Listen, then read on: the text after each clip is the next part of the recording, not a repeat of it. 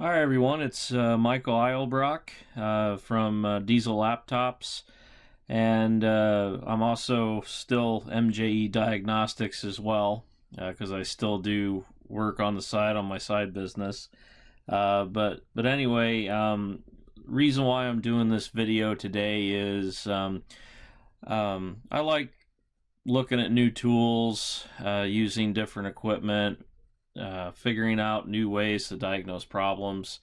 And today, this video is going to be about a multimeter that I found from Mac Tools. This tool was not given to me. I bought it with my own money, and I've tried it out, and it's actually not a bad little meter. It's pretty handy. Let me show you a picture of it. So right here, this is the Mac Tools EM112, and it's a pretty simple meter, nothing fancy. It has a volt function, an ohm meter function, and then it also has the ability to do a voltage drop test of wiring, which is a lot like what the Load Pro can do, and then also what the Power Probe can do as well. There's a lot of different tools now out there that have this load test feature now. But what I think is really awesome about this tool is the load test feature. It's built inside the tool. Okay, so you don't have the clunky leads like you do with the Load Pro. Even though I love the Load Pro, but that one red lead, it is kind of big and clunky, and there's no disagreement with that whatsoever. Even though it is a wonderful tool, and I use it, all the time. But anyway, no, it's got a voltmeter function here, your line test, which is the load test, and then you have an ohm test as well. So, but what I thought that was curious about the tool was I looked in the information on it, and I was trying to figure out, okay, well, how much of a load is it putting on this circuit? How much current is it drawing? And it wouldn't really give me an answer on that.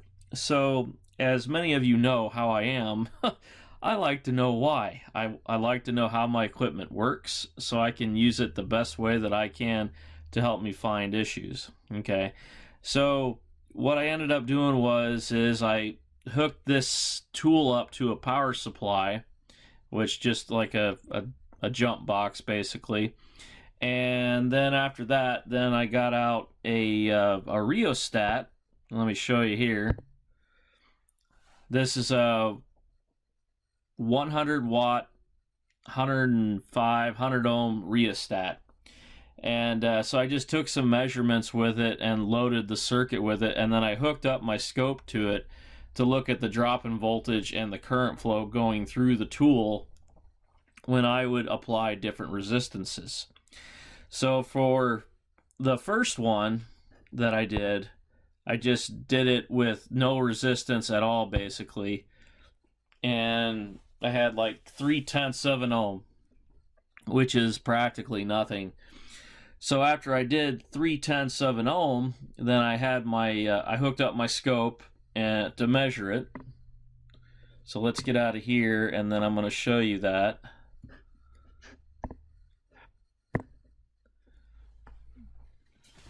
So here's my e-scope, and I've got the voltage trace at the top here, which is at 13.5 volts. And then when I hit the line test button, I get a little bit of a voltage drop. Let's see, and it goes down to 12.8 volts from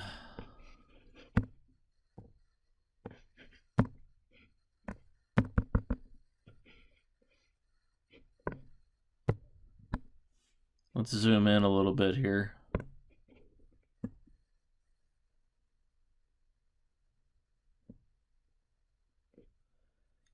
Yeah, so 13.3 down to 12.8. And what I was surprised about with this tool is how much current it's drawing. So if you look here,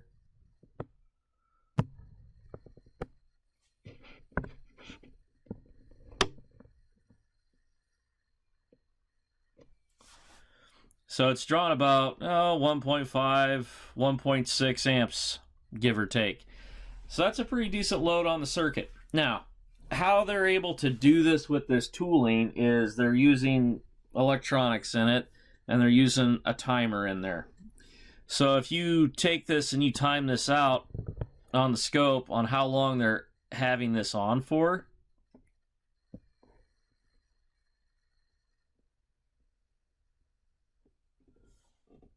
it's about let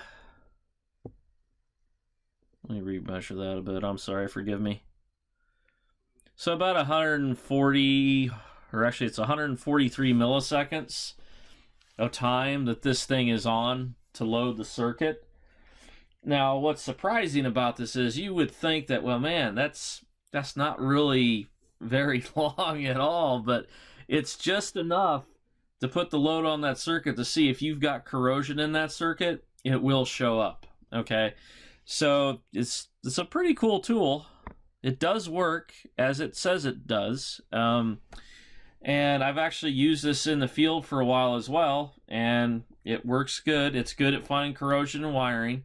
Now, is it good for, like, saying if you're trying to find an intermittent drop, No, it's not, because it's just on a timed circuit, okay? It's not like where you can take like a test lamp, put it in line, start wiggling wires to see if it drops out or not. No, that doesn't work this way with this tool, okay?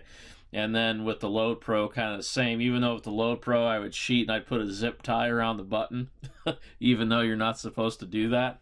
But no, this tool it has its own place, basically. That's what I'm saying. But it'll draw a decent amount of current. It'll load the circuit, and it'll let you know if you have a problem or not. So it's a pretty handy little tool. It's really small. It's compact. I actually use this thing quite a bit when I'm on my mobile calls because I just like the size of it, So, but anyway, what I ended up doing after this initial test was I did some more tests, and I adjusted the rheostat to different resistances to see how it react with the voltage drop and the current flow going through the circuit. So let's go to another one here. Let me see if I can find it. Here. Okay, so here's the second one. And what was interesting about this one is I put about 1.4 to 2 ohms resistance in it. It fluctuates a little bit with the rheostat, but it was about 1.4 to 2 ohms. So let's load this and I'll show it to you. So on the very first one here, I loaded it and the voltage went down to 11.2 volts. And then my current flow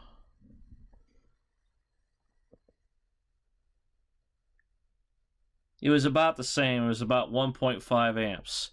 But what I thought was interesting about this tool was it was able to show the drop in voltage with that low of a resistance, okay? So that's not a whole lot of resistance in the circuit. That's actually pretty good. It's got a decent amount of resolution where it can see that voltage drop with that small amount of resistance in the circuit, okay? And then here at the top, this is it. The drop is changing because my battery voltage, it was fluctuating a little bit, but it might have been because of the tool also. Maybe I didn't let it sit enough. So I saw that and I decided, well, let's do some more. Let's do some more resistances and see what we get. So let's go to another one.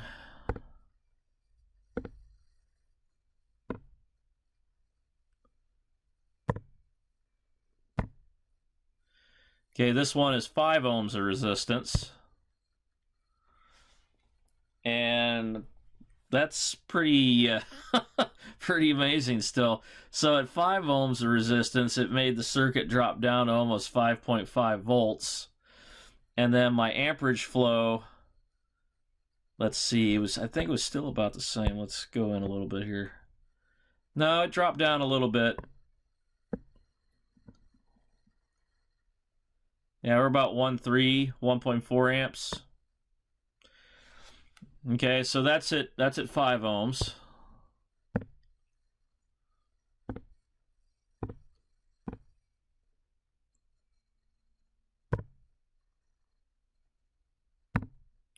This one's at 10.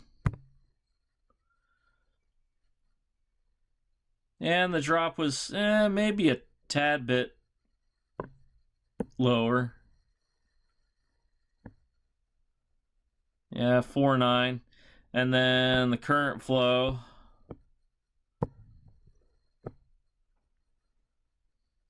Now the current flow is starting to go down. Now we're at about 830 milliamps. So let's go to another one.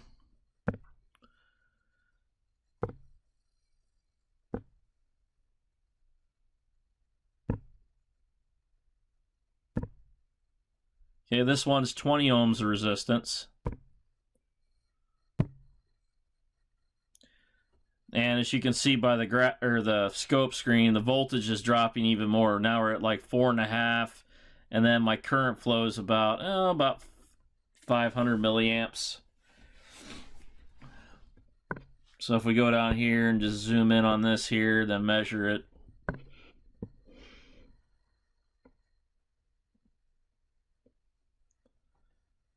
Yeah, 409 milliamps.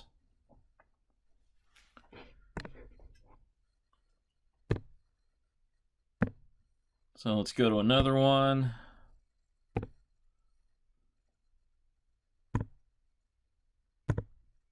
This one's at 50 ohms resistance.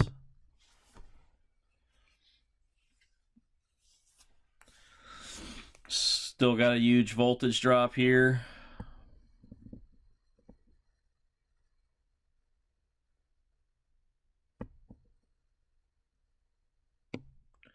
Yeah, it's down to 4.3 volts.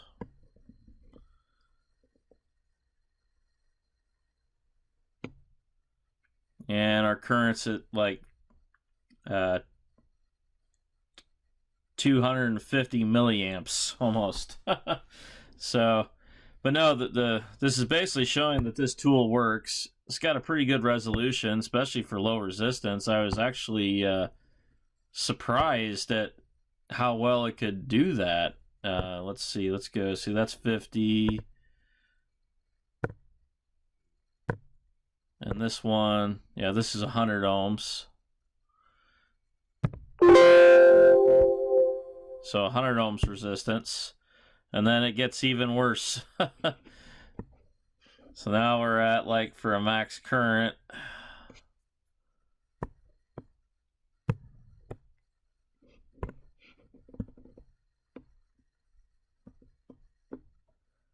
yeah, 87 milliamps.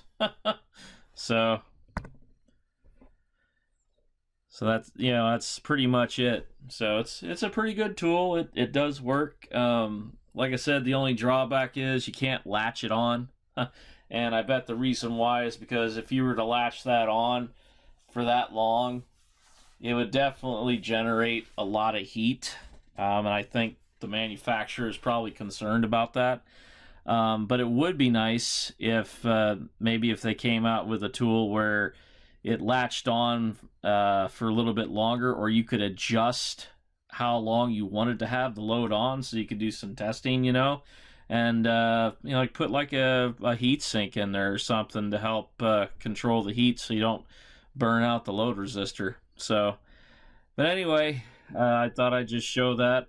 I thought everyone might get a kick out of that, and just to see the different types of tools that you have to load test circuits. There's everything out there. You got Load Pro, Power Probe.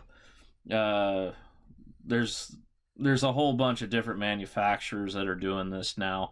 But I will give, I don't know who makes this tool exactly. I'd have to look it up and find out. I bought this off the Mac Tool Truck. Something tells me it's not exclusively made by Mac, and you can probably get it somewhere else, probably cheaper. So if you want to buy it, I would do a little homework and see if you can find out who actually built it. It's not super expensive. If you look on the website, it's around like 140, 150 bucks. So for a multimeter, you know, it might be a little pricey depending on what type of meter you want. But for the feature that's in there, it's kind of handy.